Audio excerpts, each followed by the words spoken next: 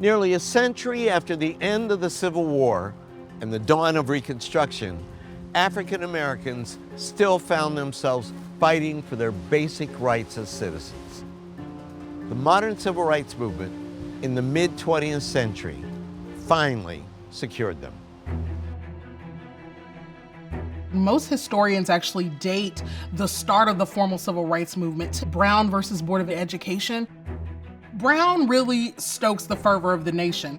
Then, in December of 1955, Rosa Parks decided as an act of resistance that she would not give up her seat to a white man on the bus.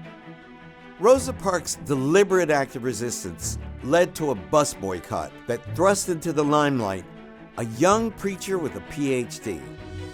He would become one of the movement's most charismatic leaders. His name was the Reverend Dr. Martin Luther King Jr. One of the most iconic moments is the March on Washington in 1963, led by Martin Luther King Jr. 200,000 people converge on the nation's capital to rally for civil rights. They come united in one cause. One day right now in Alabama, little black boys and black girls will be able to join hands with little white boys and white girls as sisters and brothers. I have a dream today. This becomes visualized on the news and begins to change the way that Americans are starting to think about the civil rights movement. As the civil rights movement attained greater visibility, it was often met with increased brutality and violence.